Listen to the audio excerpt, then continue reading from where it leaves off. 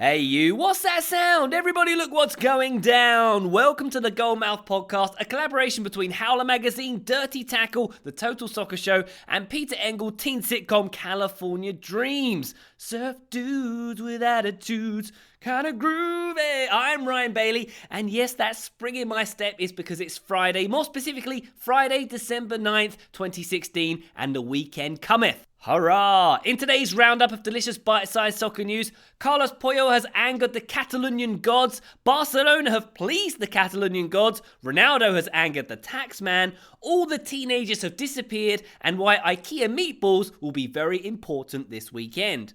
First, there's big news from Captain Caveman himself, Carlos Puyol. The former Barca defender recently featured in a commercial for Chinese tech giant Tencent. I assume he was paid more than 10 cents for doing so, right? Yeah, right?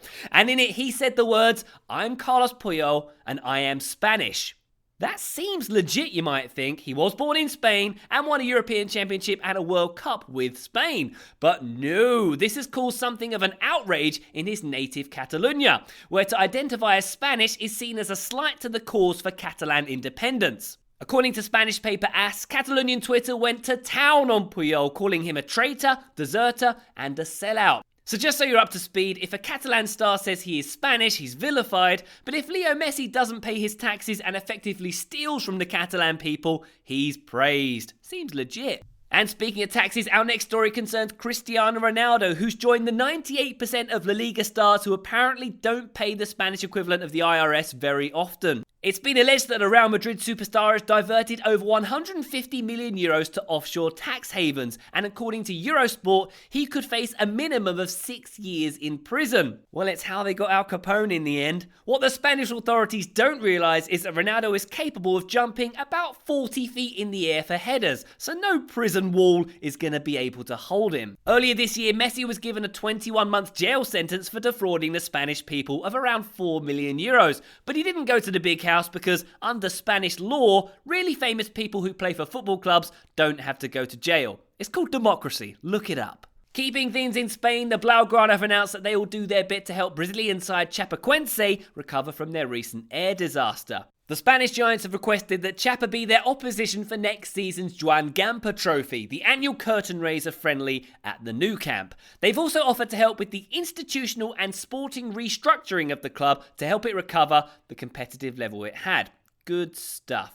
On a similar note, there's an interesting fact I learned in a rival podcast recently. After Manchester United had their air disaster in 1958, Real Madrid offered to help them rebuild by loaning them Alfredo Di Stefano, their best player and one of the greatest players of all time. But the FA blocked the move as it would have meant denying the place in the team for a British player.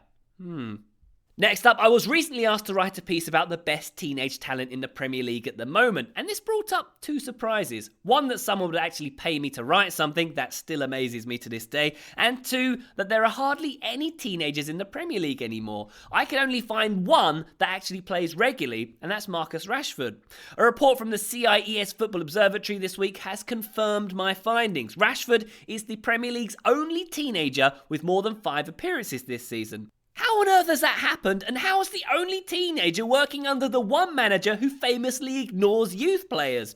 The report found that there are only 57 teenagers in Europe's top 5 leagues this season with over 5 appearances. And 56 of those play for Milan and RB Leipzig, I assume. Clearly the Who were wrong and the offspring were right. The kids aren't all right. And finally, you may not know it, but there's a truly momentous game happening in England tomorrow. MK Dons are playing Wimbledon for the first time ever in the league. Quick backstory here, Wimbledon were moved to Milton Keynes in 2002 to fulfill a lucrative property deal that effectively killed the club. Wimbledon fans decided to start their own club from scratch at the very bottom of the pyramid, despite the FA saying a new club was not in the wider interests of football. New club AFC Wimbledon climbed up the leagues and made it into League One this season, the division MK Dons now find themselves in. So the fan-owned Phoenix Club is playing the much-hated franchise for the first time in the league. And no matter what happens, Wimbledon will be above the morally bankrupt MK in the league at the end of the day. You can probably tell from this slightly biased reporting that I'm a Wimbledon fan, an owner in fact. I'm actually flying to London tonight and I have the opportunity to go to this historic game. but I'm not going to, because that would recognise MK Dons as a real club and it would put money in their coffers. So I'm staying home along with thousands of other fans. But those who have chosen to go have vowed to only give MK the ticket money. They won't buy any concessions or programmes or anything else in the stadium. Instead, they've all agreed to eat at the IKEA across from the stadium. So much like Zlatan, the Dons will gain courage from Swedish balls this weekend. Alright, that's it for now. Thank you for listening, and if you haven't already, please subscribe to this pod and tell every single person you know to do the same.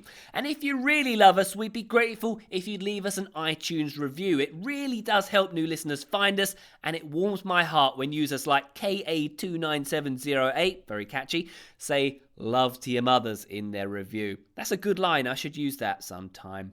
Brooks Peck is with you on Monday, and now I must go and start biting my nails about that darn MK Dons game. I leave you with today's Goalmouth top tip. If you're a La Liga player who doesn't pay his taxes, get better at not paying your taxes. Love to your mothers. See you next time.